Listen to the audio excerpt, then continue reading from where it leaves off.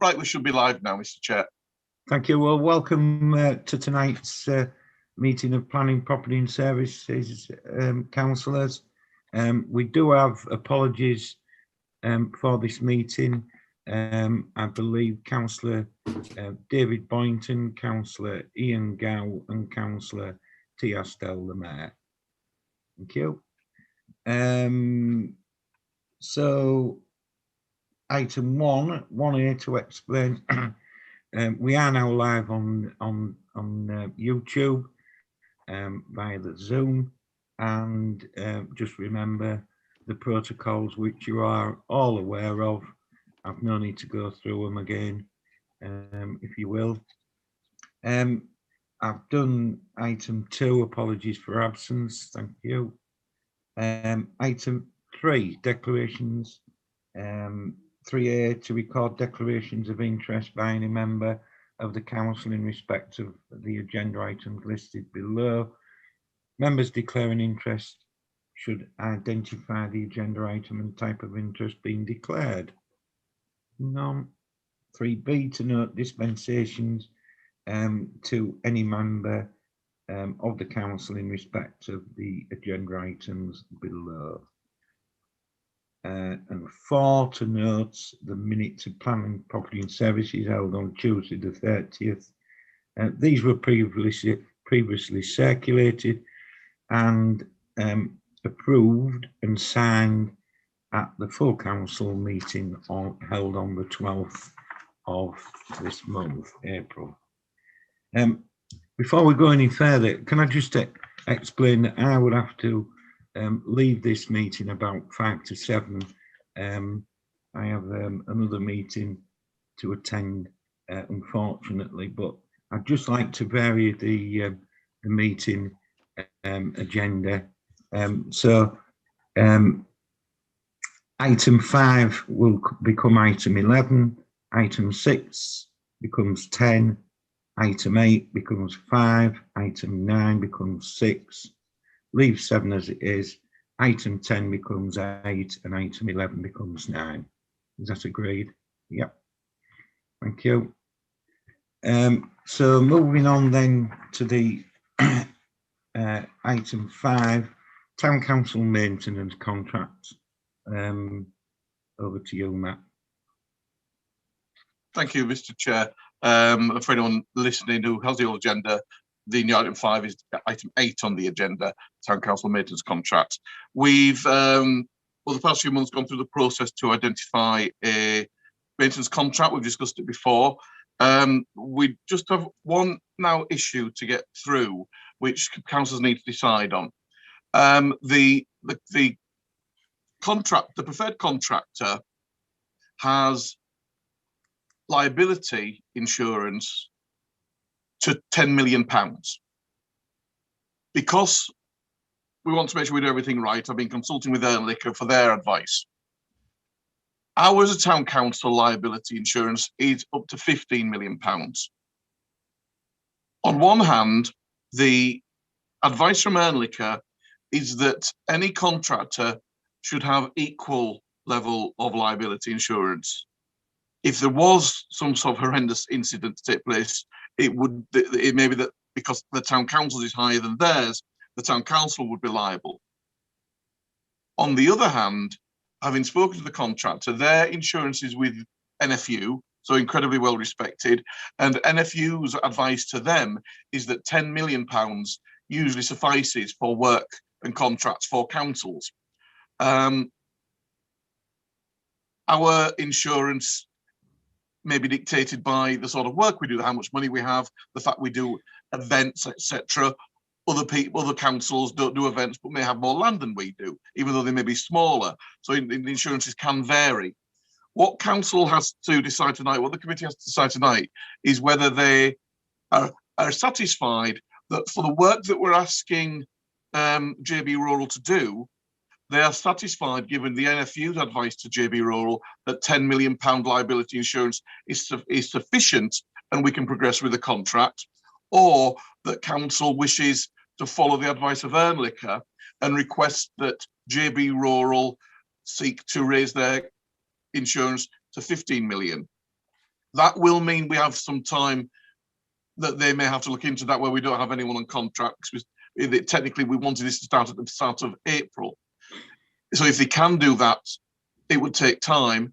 If council decide to stick with the 10 million, I just reissue the contract detailing 10 million. But it's up to council which way they would like to go, whether they are satisfied with the 10 million being enough, give the advice from NFU to the contractor, or whether they would like to follow Ernica's guidance of asking the contractor to raise to 15 million. As an aside, in the interim, whilst we're still waiting for the contract to be sorted, I have liaising with the chair of this committee, I've instructed JB Roll to continue doing things like the skate park on the previous agreement, per amount per job, as opposed to the £15 an hour, which is the agreement in this contract. So it's up to councillors to decide tonight which way they would like to go with that issue regarding insurance and the contract. Well, thank you, Matt. What's your views then? You've had it clearly stated. We go with one, or we go with the other. Ernica's recommendation, advice to Matt. What's your wishes?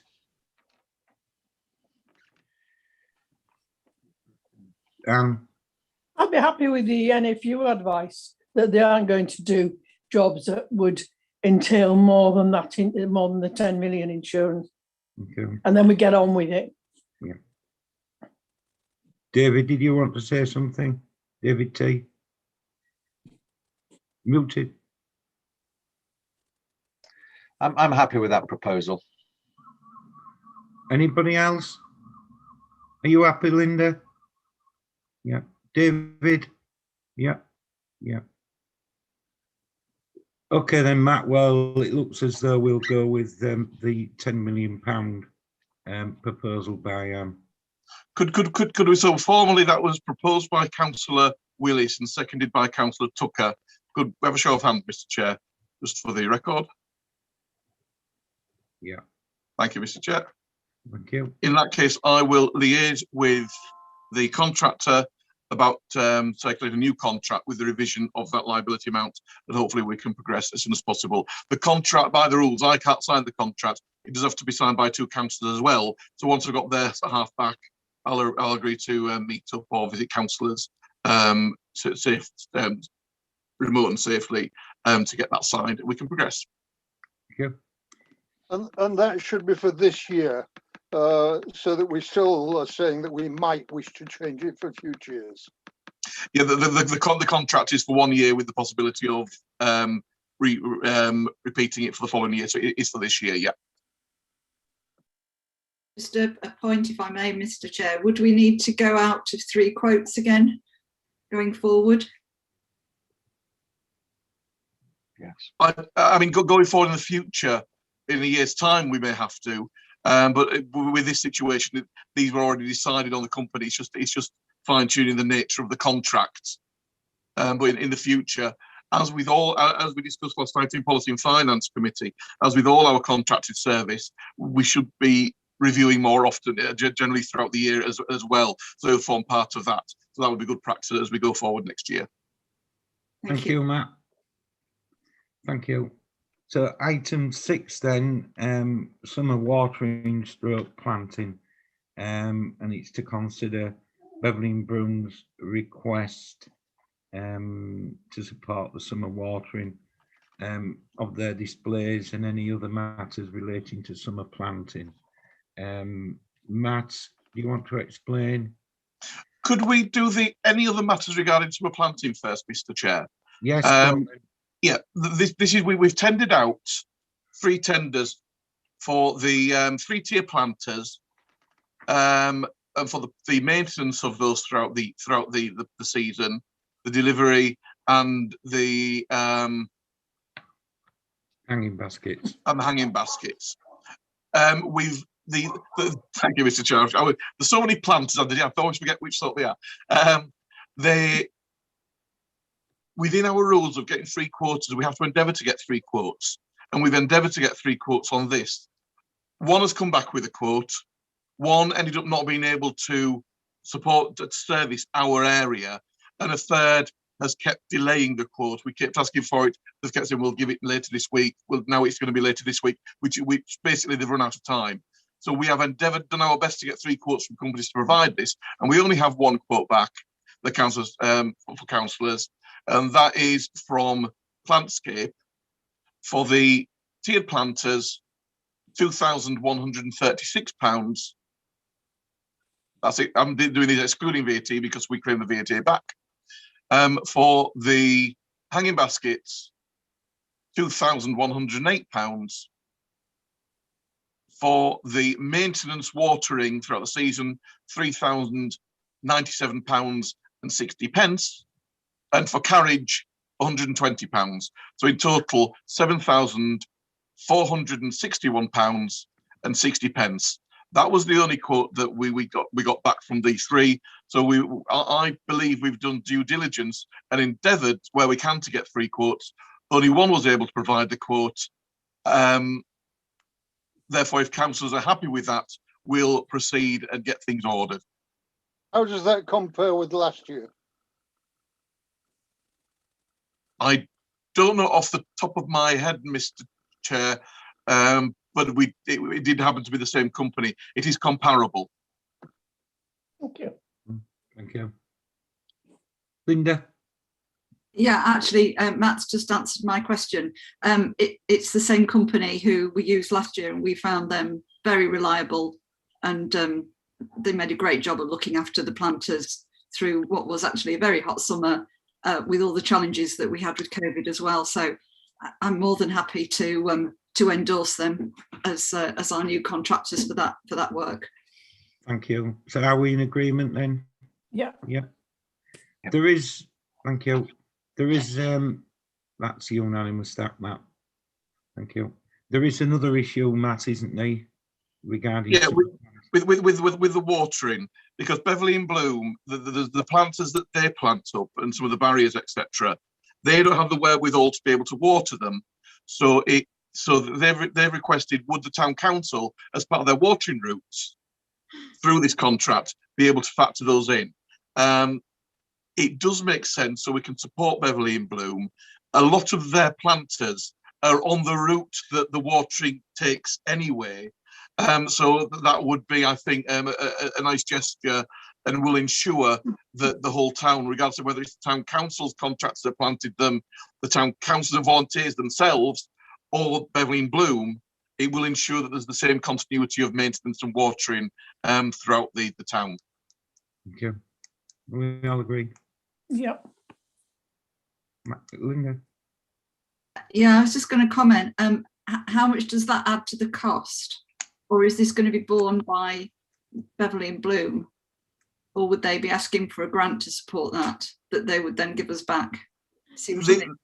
Yeah, I think, Mr. Chair, I think we're hoping out with it. They will be able to be factored into the maintenance scheme that we've just approved regarding Plantscape. And if there is anything additional, it wouldn't be a huge amount that would need tendering out, because the level it would be. But I'll be working with the chair to liaise with the company regarding that. Good, excellent. In answer to that as well, Linda, we're in the transition period, as you know, with Beverley and Bloom sort of being a standalone organisation now, and obviously they haven't had chance to get the partnership bid to the town council yet, because we haven't dealt with it. So rather than have the plants go dead on us, so yeah, we will work it in with the contract for the time being. Sounds a perfect solution. Yeah. Okay. Yeah, they do a great job. They do a absolutely. fantastic job, and we want to encourage anybody who does as good a job as they to get involved. Yeah, excellent. Absolutely.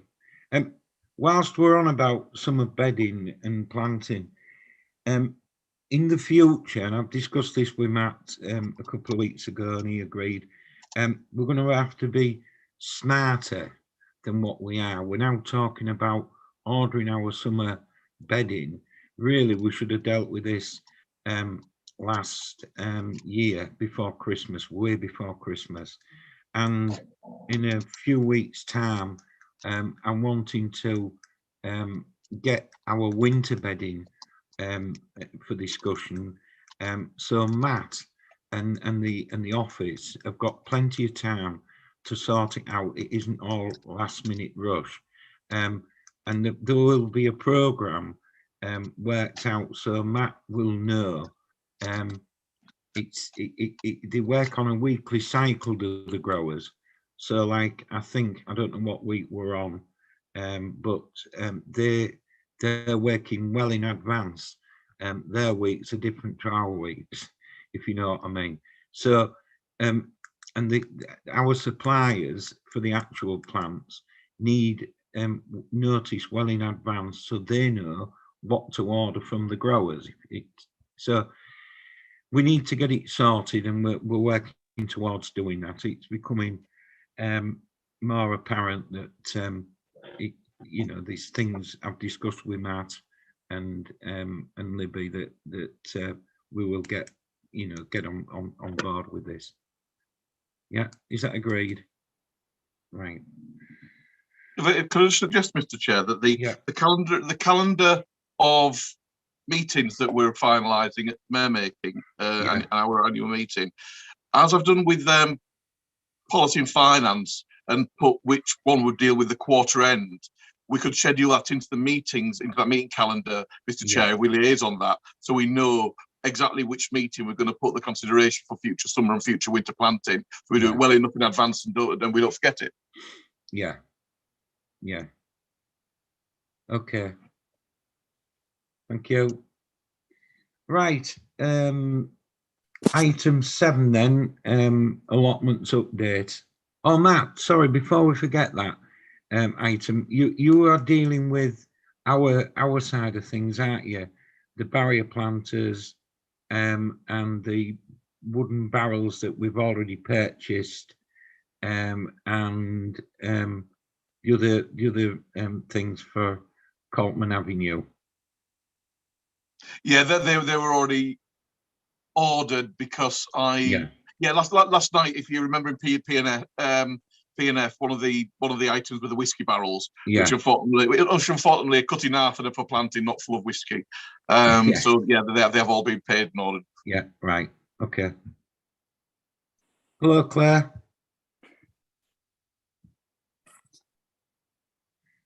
Right, item 7 then, allotments update. Over to you, Matt. Yeah, thank you to Libby, first of all, for producing the list. Here where we currently stand with the waiting list, it really is growing. We have 52. These are just from within the bounds of Beverley people who have applied. 52 on the waiting list. 7 of those have been offered plots, and there are 13 of those who already have at least half a plot. So out of those 52, there are 32 with neither an offer or already with part of a plot who are wanting the other half of the plot, or the second other half, so they have a whole plot. The enthusiasm for allotments has really shot up in recent months over COVID, and there's very little we can really do about this. When myself and Libby visited the allotments a couple of weeks ago to meet some new tenants, the vast majority of plots are looking really good. There's a couple in particular which were really remarkable, and so people really have in the past few weeks since Christmas got out and started working. So I suspect the number of tenants who will be classed as uncultivated and messy will be very limited. So there won't be much turnaround. Libby will be working hard this week and next week sorting out the rent letters and things like that. But I suspect we're going to have quite a low turn on this time. The waiting list for outside of the Beverley parish is 29. Again, because a lot of the parishes don't have much space, and people who, the irony of where our ancient boundaries lie, you can be in your bedroom on Lincoln Way in Beverley Parklands area looking out over one of our allotments, but you're not actually in the Beverley parish. So you go on the external waiting list, so you're behind 52 other people. So that's it, all to report from the actual waiting list, Mr. Chair. Thank you. The vehicle allotments B, this is, I'm happy if Libby wants to chip in if I get any of this wrong. We have the issue that some on the Queensgate allotment, sorry, on the other Queensgate allotment, running from Queensgate to Kitchen Lane is a track with a gate at either end. The gate at the Queensgate end is a larger gate. When people want to erect a greenhouse or a shed, they often bring a vehicle with a trailer down. More increasingly, it's people delivering manure. The problem that we have is that if people deliver it when the earth's not solid, where it's damp, the wheels will churn up, don't cause issues on the edges of the allotment plots that are directly next to either side of the track way.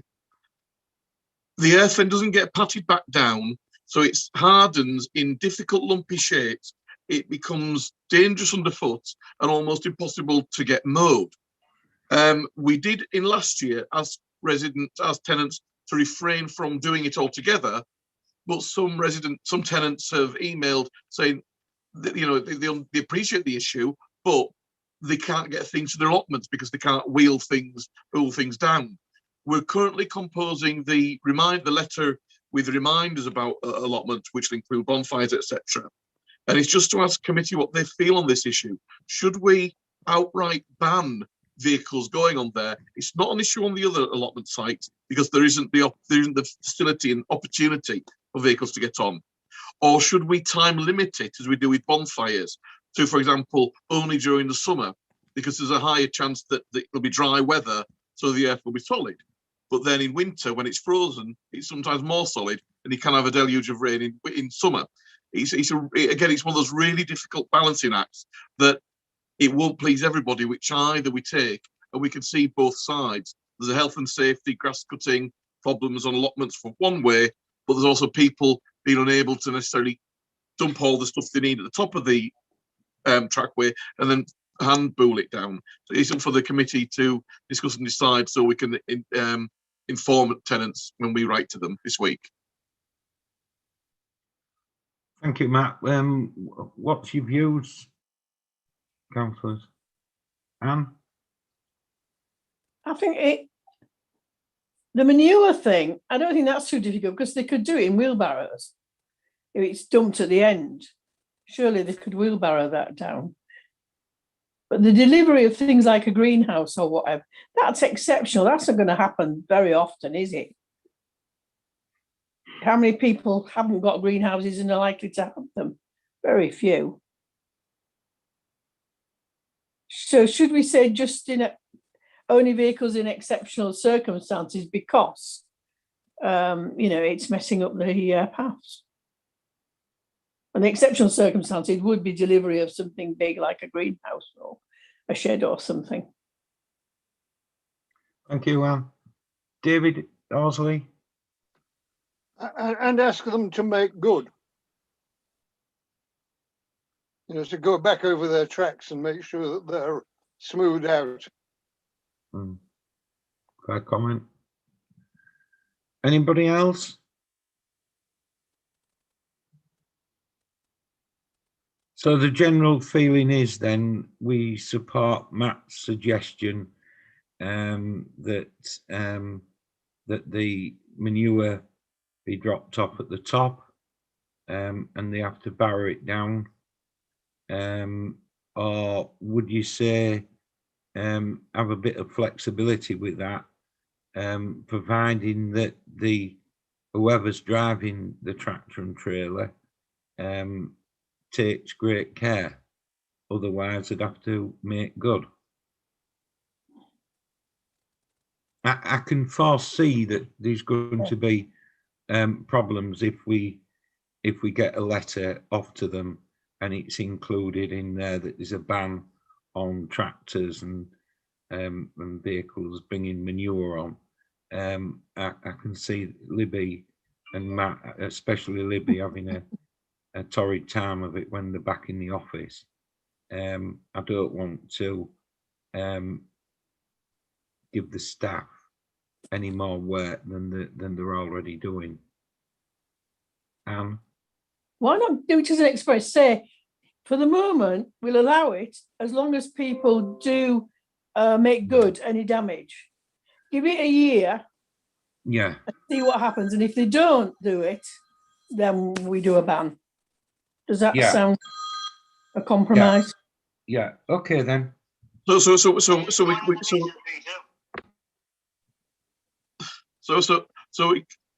you have to go now, Mr. Chair? Yeah, I'm having to go now, so I'll see you all again. Okay. Well, bye. Ta-da. Thank you. Thanks. In that case, members, in lieu of the chair and in lieu of the vice chair, as clerk, could I ask for a nomination for someone to chair the rest of the meeting, please? Yeah, I'd like to nominate Councillor David Tucker to chair the rest of the meeting. And do we have a second for that, please? Thank you, Councillor Horsley. In that case, Councillor Tucker, it's over to you. And shall I just finish the bit I was saying about the summary of that last item? Yes, please. So we're going to ask people to be considerate and as much as possible not to bring vehicles on. However, we understand that might be necessary for large items such as greenhouses and sheds. And some people may still need to do that for, we'll sort of the word it better than this when we're writing it. Some people may need still to access the site by vehicle for manure deliveries. However, people must make good any churning up of the land that they do because of health and safety and list the reasons. And that if we find over the coming year, it becomes a problem and people aren't being considerate, we may have to consider banning vehicles altogether. And I think when we say being considerate, we can say to take into consideration the weather conditions. If it's a damp, boggy time, to please refrain, because that will cause the issue. So we could phrase it in a general way that we're keeping an eye on it to do it as little as possible and to be considerate, but that we will be monitoring it over the coming year and may, if required, have to ban vehicles altogether when we review it next year. I think that more or less sums it up, Matt. Thank you very much. Could I ask you to report on item C, Matt, bonfires? Yeah, I did a bit of research into this. The East Riding has not implemented any no bonfire zones. So I was on first hope that there may be no bonfire zones that might direct us. So there's no rules regarding it. I've written to pollution not pollution services, but I can't remember the name of the department, pollution something at eastriding.gov.uk, and asked them for advice, especially as the East Riding has declared a climate emergency, as to what their feelings are regarding bonfires. Whilst the East Riding declared the climate emergency, as with anything, actually changing the practicalities and how that works will take time. So there may be plans afoot that they're working on. So I've asked them for advice on that. So when we know more, and we'll report back. In terms of the letter that'll be going out to allotment holders, we'll be stating the same as we have previously: the dates they're allowed to have bonfires, the dates they're not, when to take into consideration good weather, even during the times they're allowed to. We're additionally adding them if they have a plot which is direct next to a boundary fence, if they're going to have a bonfire, to set it as far away as possible on their plot from the boundary fence, because that's been the concern for some residents nearby. And again, reconfirming that they must have small bonfires and they must be there all the time. They mustn't be left unattended. And we're also making it clear that this may, again, will be the last warning. If we have problems with bonfires at times that they shouldn't be happening, or people are having larger bonfires or burning waste from home, we have evidence of that, it may be the next year we will have to have a complete ban. So again, we're giving a further warning that may end up with a ban. And when I get more advice from East Riding, I will report back. Okay, I think it might also be helpful on that letter to point out to allotment holders that many people are now working at home, and for due consideration to be paid to that as well. So if you could add that as well, please. Yeah, but I believe that might already be there, especially in lockdown, people increasingly using gardens. And another aspect is out of our hands. is due to environmental issues and changes, summer seems to last longer. So therefore, autumns can be very mild and people can be in their gardens at a time when 20 years ago it was a lot colder. Yeah. So a lot of it is down to the consideration, but hopefully a lot of keepers will have. Okay, thank you. We'll leave you to monitor that. Am I correct, Matt, in thinking we should now go to item 10?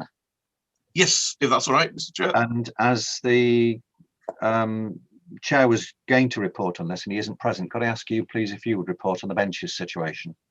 Yeah, we had an issue that arose a few weeks ago. The bench outside Body Shop in Beverley was hit by a vehicle and East Riding removed it because it was very damaged, which then instigated an email to us saying, when are we going to replace the bench?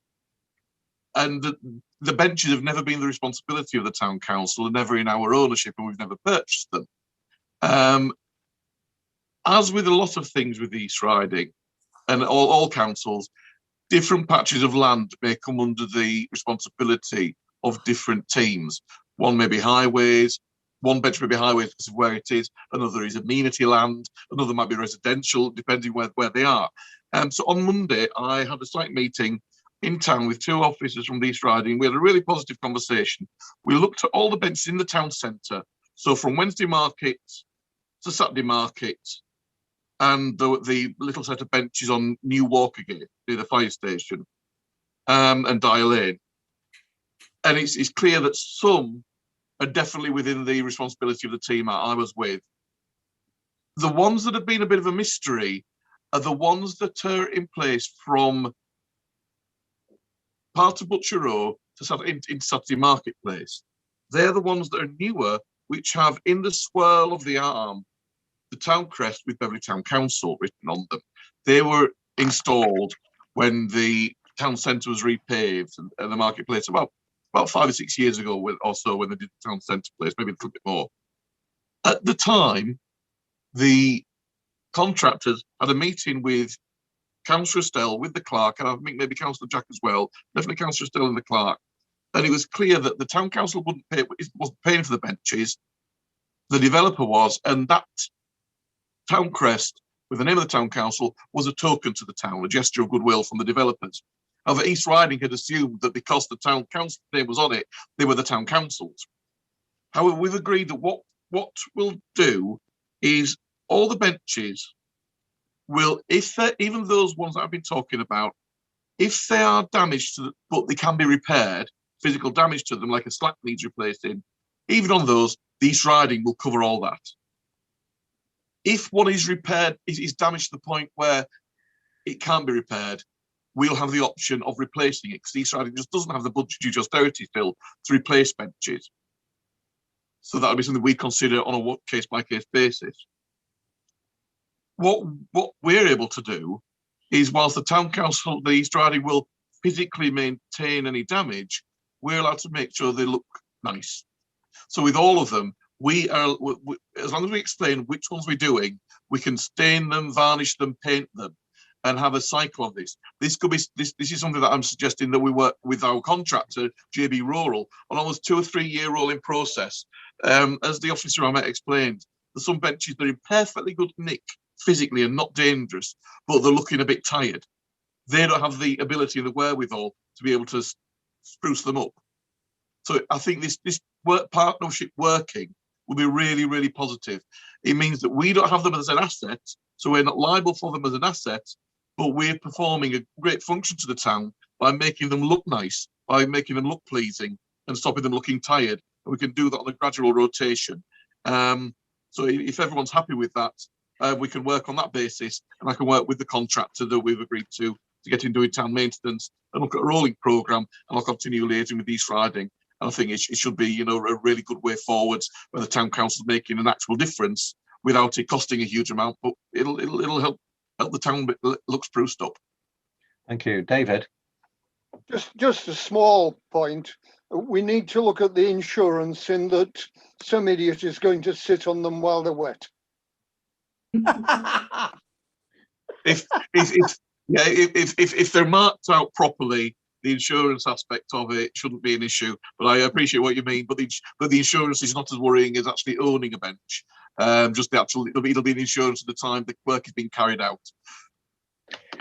Anne, The one that was damaged by a vehicle, presumably their insurance will replace that one. I'm not sure where that stands. We've got the bits of it, Yeah. so I'm going to look into the possibility of it actually being repaired. We've got the metal ends, so it might be that. And I've been given the contact details of the person that's got the contract with East Riding for actually fixing benches and doing any major work like that. So I'm going to liaise with them to see how much it would cost to repair it into a point where it can be potentially put back. That's beyond our maintenance contract, as it would be a specialist case by case service. thank you very much, Matt. So Linda. Sorry, I was just going to mention the burnt out bench down on the Beck. Did that come into the discussions today, Matt? They know they know it's on their list to get. They didn't say this, but I think with a lot of East Riding departments, they're just as we're coming out of COVID, they're able to start doing a bit more because their teams aren't so thinly spread. So they did mention there's one along there that they're going to deal with. It's all these things we know take a matter of time. The ones in particular, which I should declare some sort of interest because they're directly outside the flat I rent, but they're amenity. And they are quite dangerous because there's nails sticking out. But the officers that I was with had already reported that to amenities. And I know that one's been an issue for several years, but amenity is looking into that one. And it may be potential that, we could, as a town council, if we had the budget, look around the town and say, those benches are a bit too old and tired. Could we pay for them to be replaced? Well, again, that's an on case by case basis ongoing.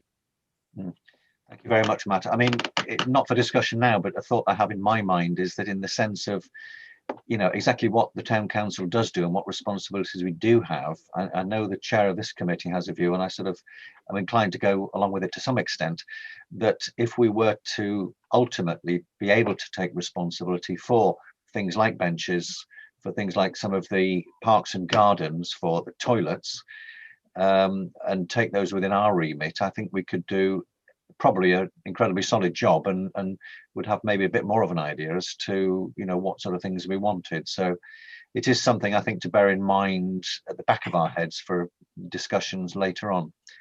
Linda. Sorry, Matt. I did mention that sort of thought with the officers, and their advice was it's a much bigger thing than people sometimes realise. Benches, because in different parts of the town, you've got to get specific sorts of benches to fit the townscape, etc. And sometimes you're talking for the bench to be installed and put in place, you're talking £3,000 or more. And we've put aside about £8,000 or so for benches. But to actually put new benches in, it's extremely expensive. Well, we can look at other alternatives in other areas of the town where we may not have to go with certain sorts of aesthetics, but to actually take the management of Benjamin, the East Riding is really happy to continue in this way because they're feeling the pinch, but it's in terms of maintenance. I think it's something for us definitely to consider maybe in the future, but in the immediacy, it'd be a really quite a high budget requirement to really do that, which sometimes is surprising how high budgets for things like that end up having to be. Before I just come on to you, Linda, just to say quickly while on the topic, I think we look at some of the benches around the town, we look at the mishmash of bits and pieces and things which aren't really benches, they're just sort of bits of wood stuck in the middle of the marketplace. I think if we look at it properly, we can probably do a much more coordinated job of it. Linda. No, I was just going to say that we've now actually got an inventory of the benches as well, which is fantastic. So we know what's where, and that will help as well with our audit, which is great. But I mean, we've got a really good relationship now with Street Scene, with Ian Sutton, which is fantastic. This council has definitely made a difference with regard to the relationships with the East Riding. So. Right. Yeah, so it's a work in progress. So to thank everybody concerned, thank you very much. I think we're moving to item 11 now, Matt, which I will report on. I think we're all aware of the concern that we've heard in the press and social media and on Look North and so on with regard to Westwood. We've had these discussions on council before. and it just struck me a while ago. Linda and I sit on a committee looking at trees, working closely with the Civic Society, and I think it's an extremely good group that has some very good ideas. And I think what people want to be able to do is to try to help the pasture masters and support the pasture masters and do what we can to assist them in what is clearly a very, very difficult task. I think it's been something that perhaps we've tried to do, but we haven't made as much progress as we'd like to do. I've worked really hard on this, and I know Linda's worked very hard. A number of other people have as well. And I'd just like to suggest that PPS might make a recommendation to the council for the next council agenda, that we consider asking the pasture masters whether they would be willing to take on a non-voting member of the council to help support them in their work, so that we know what they need, and we can try to help in any way we can. Clearly, that's a sensitive thing. We don't want to be thinking that we're telling them what to do, because we can't, because they have very, very strict rules, regulations, and they are very, very independent. But I just want to open it up to the floor for thoughts on whether it might be worth having this debate on town council as to whether we could make some impact on the committee and try to support the people of the town who were elected by, because I think currently they feel a little bit as if they're out on a limb and there's nothing much they can do. So I open that up to discussion. Linda. Could we maybe invite the pasture masters to come to a full council to give us their view on how they might like to work with us and kind of turn it to the way round? Yeah, that might be. I don't know whether we've actually ever invited the pasture masters to come to a town council meeting or not. I suspect they might not, but I think that's a really good idea. I think it's a way of, rather than jumping in quickly, it sort of eases people in, and there's no reason why, when issues are coming up on the council, we can't ask for some advice from pasture masters as well to make it a twofold process. So I think that's a very sensitive proposal, and I would certainly support that. Anne. I think we do have some relationship with them.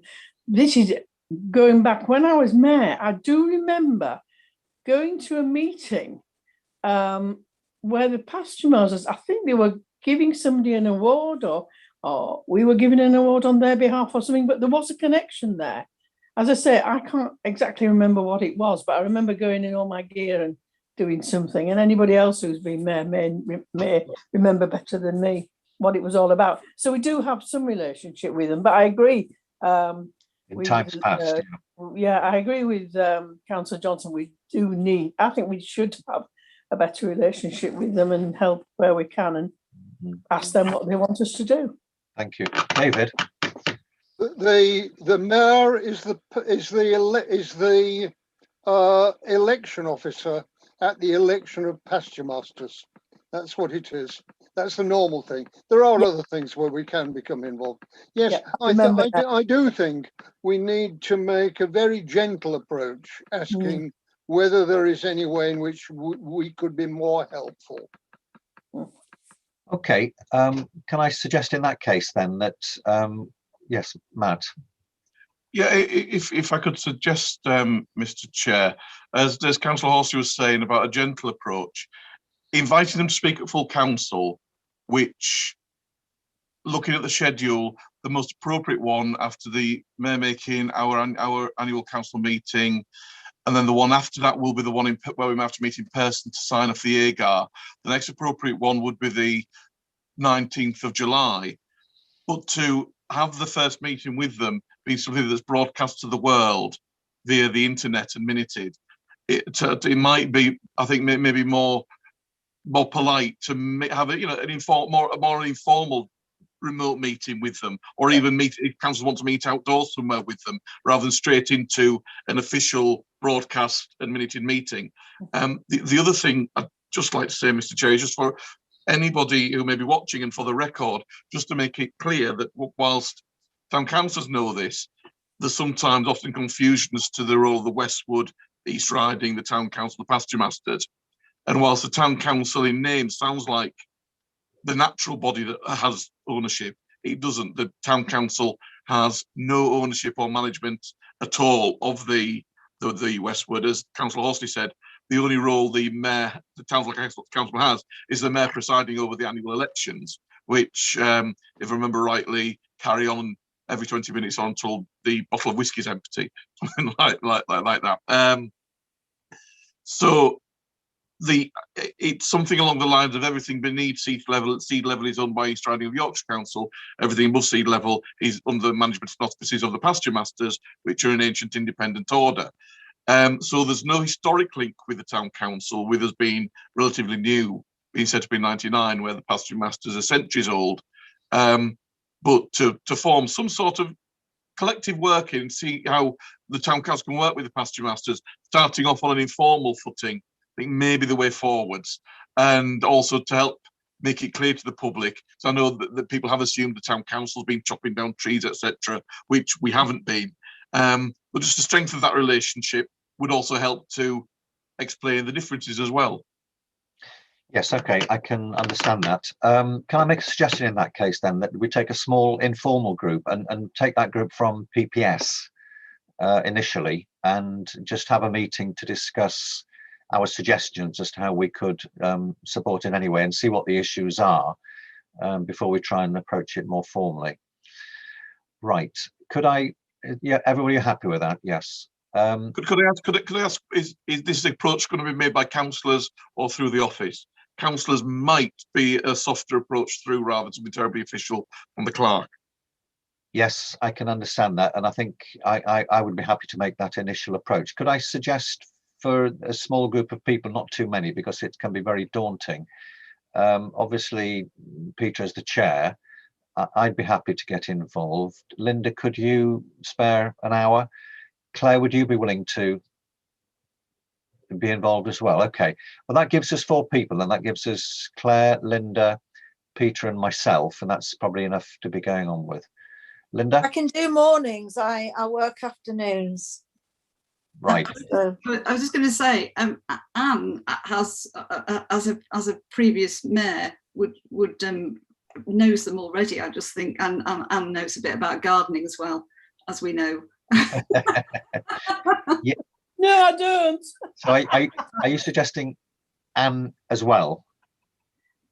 Well, I just thought, because they will know Anne already. Yes, well, that's an excellent idea. Yes. Yeah, because of her. Yeah. Right. The same way they know David, because he's been a previous mayor as well. So I'm just thinking of, you know, we are perhaps seen as the upstarts because we've only been around for 20 years. Yes. And they've been around for hundreds. Thank you. So, you know. Okay, Anne, you're duly co-opted. Congratulations. It's will I get to find like- out about what David they and do? And I've been everything? around for hundreds of years. to the evening. Sorry, Claire. Yeah, whatever. Will I get to find out about what they do then? Because I don't know the first thing about them, which is why I wanted to be involved.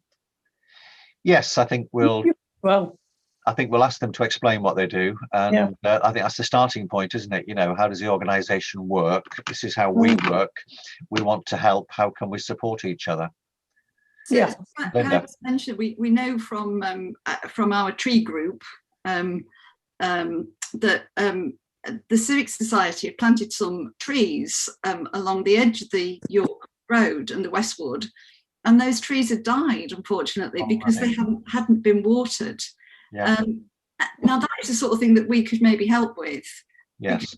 Clearly they've just been planted, and the actual looking after hadn't been put in place. And you know, I don't know whether they've been done with. We don't know whether they've been done with kind of the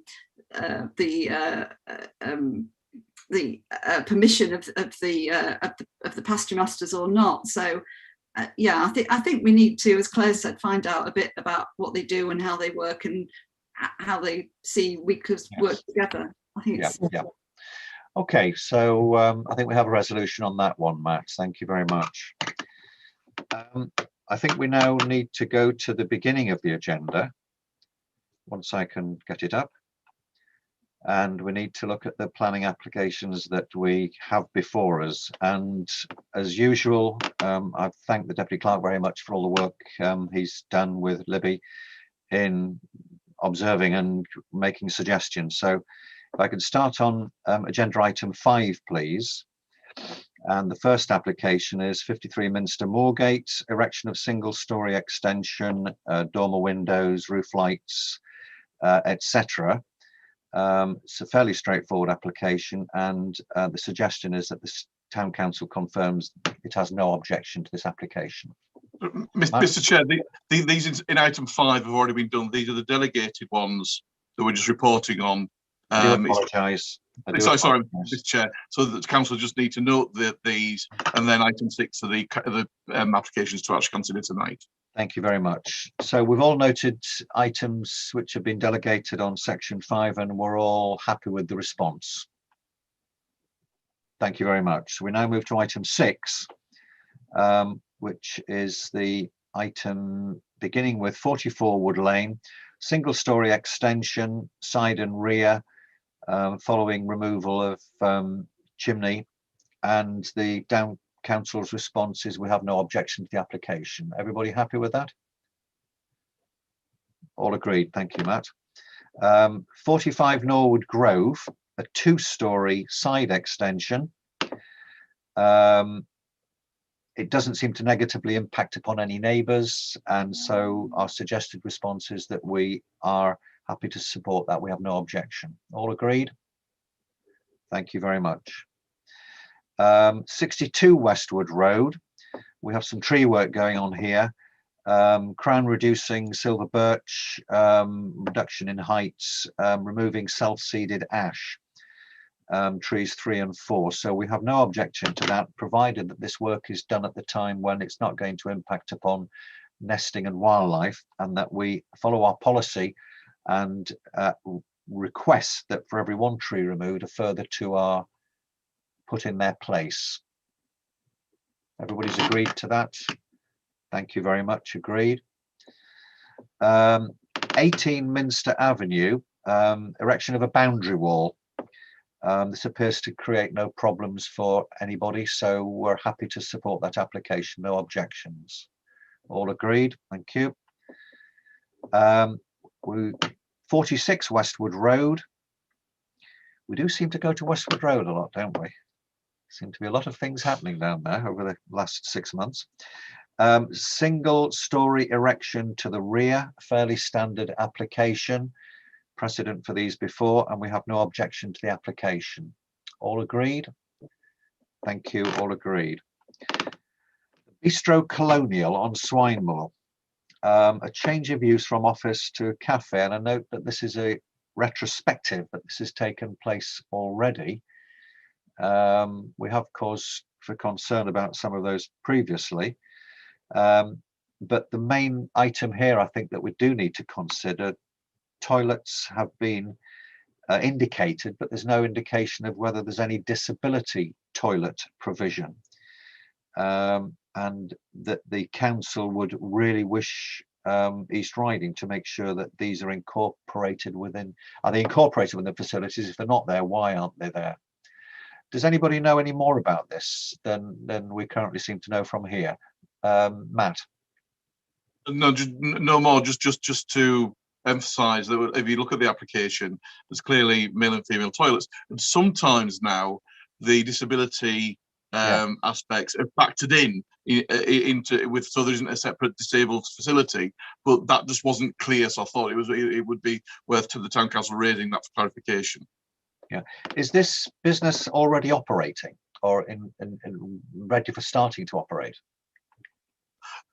I'm not sure. There's various different buildings along Swinemoor Lane, like the Waffle, that have been used for alternative purposes. So I don't actually know if it's already open and working, but I could look into that. I think with some of these applications that's retrospective, it's just been a lack of awareness. People haven't realised, because they're doing no physical work to the outside. Sometimes people aren't aware that they require planning permission, especially if it's not a large chain, etc. So that's why retrospective we sometimes have to take that into consideration, whether we think they're trying to get around the rules or whether they just genuinely weren't aware. With this being a one-off, a small organisation, I would suggest that they've just tried their best and then realised they've got to fill in their applications. But as I said, it's just more the disability toilets, because most of our applications are usually for residential properties. It's not an issue we look at usually. Yes, yeah. I would have thought that raising awareness about this to the East Riding and the planning group, I'm surprised anybody could actually get away with having any business premise where somebody was going in to use facilities without having a disability toilet available. So I think if we put them onto that, and if you let them know, Matt, that would be good. We now move to Laura Ashley, 3640 Tull Gavel, and we've got illuminated signs to consider. The proposal is to put an internally illuminated hanging sign at the front and 2 internally illuminated signs inside front windows. We've expressed concern as a council regarding the application and the comments of the conservation officer. So comments have already been received about the suitability of this. And we're asking that the owners of the premises revisit this in view of the conservation officer's concern and our concern as well. Any further observations on that, David? In general, we have objected to internally illuminated signs, but there has been a slight change recently in that there's the appearance of internally illuminated signs that aren't very strongly illuminated. And so it becomes a slightly less black and white issue. Thank you. I think if we work closely with the conservation officer, Matt, and make sure that they are happy with what needs to be done, and that we would give that support to make sure it's appropriate and is following the pattern of other things that we've. This applicant has appeared quite flexible. This is the applicant that a few months ago were applying for artificial turf up the front of the building, which was objected to and they've now removed from their plans. So they do seem to take into consideration what the authorities are saying. Is this the restaurant application? Yes. Yes. Okay. I think the person involved with that, the owner concerned, would be probably reasonably easy to work with. I think they'd be amenable. So I think we just put a little bit of concern in there as it's right for that part of the town in the middle of the conservation area. Okay, thank you for that, Matt. 30 Wood Lane, more tree work to fell a white beam because it's too close to a wall and the neighbouring trees that have crowded it out. Reduce a ginkgo biloba tree, which is quite an outstanding species, but it's only by 1.5 meters. And to try to reshape it, presumably because it's overhanging and casting shadow across a neighbouring property. It seems perfectly reasonable to do that. But again, we've noted on the application the suggested response that we make sure it's done at a time which won't disturb wildlife, and that where any trees are taken down, we'll replace them with at least another 2 species. All in agreement with that? Thank you very much. That completes the section 6, which is the planning applications. I believe we have no further items left on the agenda, Matt. That's it, Mr. Chair. Thank you. We've dipped all over the place this evening to help out. It just remains for me to thank everybody for attending and for doing all the important work that we do. For thanking Linda for joining us and deputising to make us quorate. I'm very grateful for that, Linda. To thank Matt and Libby very much for all their work that they do in preparing these meetings and all the work they will continue to do in writing the minutes up and the action plans for the meetings. So thank you very much